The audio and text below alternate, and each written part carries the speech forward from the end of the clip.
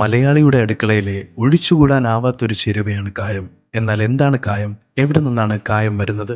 കേൾക്കാം കായത്തിൻ്റെ കഥ. ഈ കായം നമ്മുടെ നാട്ടിൽ എല്ലാവരും ഉപയോഗിക്കുന്നുണ്ടെങ്കിലും ഇത് എങ്ങനെയാണ് ഉണ്ടാക്കുന്നത്, ഇത് എവിടെ നിന്നാണ് ഇതിൻ്റെ ഉത്ഭവം, ഇത് ആർക്കും അറിയില്ല. ഉസ്ബെക്കിസ്ഥാൻ, അഫ്ഗാനിസ്ഥാൻ, തജാക്കിസ്ഥാൻ ഇങ്ങനെയുള്ള രാജ്യങ്ങളിൽ അവിടുത്തെ ഫോറസ്റ്റിൽ നിന്നാണ് ഇത് കിട്ടുന്നത്. ഇപ്പം നമ്മൾ വന്നിരിക്കുന്നത് ഉസ്ബെക്കിസ്ഥാനിലാണ്. ഇങ്ങനത്തെ മലകളിലാണ് ഇത് കട്ട് ചെയ്യുന്നത്. ഇതാണ് കായം ഉണ്ടാവുന്ന ഒരു ചെടി. ഈ നിൽക്കുന്നത് ഇവിടെ ഒത്തിരി നിൽക്കേണ്ട മരങ്ങൾ. അത്രയും കയറാൻ നമുക്ക് പേടിയാണ്. കാരണം വെച്ച് കഴിഞ്ഞാൽ ഒത്തിരി സ്കോർപ്പിയൻസും കോബ്രാസും ഒത്തിരി ഉണ്ട്. ഇത് ചെറിയൊരു ചെടി പോലെയാണ്, വലിയ മരമോ കാര്യങ്ങളൊന്നും അല്ല. നമ്മൾ റബ്ബർ പോലത്തെ ഒന്നും. അപ്പോൾ ഇതിൻ്റെ മുകൾ ഭാഗം കട്ട് ചെയ്തതിന് അടിയിൽ നിന്ന് നമ്മൾ വാഴയ്ക്കൊക്കെ എടുക്കുന്ന മാതിരി എടുത്തിട്ട് അവിടെ നിന്ന് അടിയിൽ നിന്നാണ് കട്ട് ചെയ്ത് വരുന്നത്. ലീഫ് കളഞ്ഞതിന് ശേഷം ഇതിൽ നിന്നാണ് നമ്മൾ കട്ട് ചെയ്യുന്നത്. അതിന് വേണ്ടി നമ്മളിങ്ങനെ ക്ലീൻ ചെയ്യണം. ഇപ്പോൾ കായത്തിൽ തന്നെ നമുക്ക് മെയിലുണ്ട്, ഫീമെയിലുണ്ട്.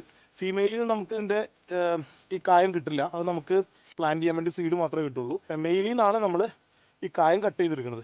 ഇത് മാർച്ച് തുടങ്ങി ഇതിൻ്റെ ചെടി മുകളിലേക്ക് വളർന്നു വരും ഇല. അത് കഴിഞ്ഞ് ഒരു ജൂൺ ആകുമ്പോഴത്തേക്കും ഈ ഇലയെല്ലാം ഇതുണ്ടാവും. പക്ഷെ നമ്മൾ ക്ലീൻ ചെയ്തതാണ്, അതാണ് അതിൻ്റെ ഇല ഉണങ്ങിയത്. ഇത്രയും ഒരു സ്ലൈസ് ആയിട്ട് കട്ട് ചെയ്തു. കട്ട് ചെയ്ത് കഴിയുമ്പോൾ ഇനി ഒരു 1-1.5 ദിവസം കൊണ്ട് ഒരു ഗ്രാം 1.5 ഗ്രാം ഇതിങ്ങനെ പതുക്കെ ഇതിൻ്റെ പാല് പോലെ പുറത്തേക്ക് ഇങ്ങനെ കട്ട് ചെയ്ത് പുറത്തേക്ക് വരും.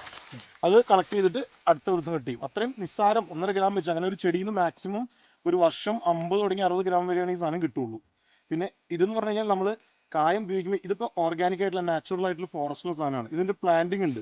ഈ പ്ലാന്റ് ചെയ്യുന്ന സാധനം നമ്മൾ ഇതിനെ കാണുമ്പോൾ ഒരുപോലെ ഇരിക്കും, പക്ഷെ ഉപയോഗിച്ച് കഴിഞ്ഞാൽ അതിനൊരു ഫ്ലേവറോ ടേസ്റ്റോ ലാസ്റ്റിങ്ങോ ഒക്കെ കുറവായിരിക്കും. ഈ മരങ്ങളുടെ കറയിൽ നിന്നും എങ്ങനെയാണ് കായം രൂപപ്പെടുന്നതെന്നും നമ്മുടെ വീടുകളിൽ എത്തുന്നതെന്നും തുടർന്നുള്ള വീഡിയോകളിൽ കാണാം.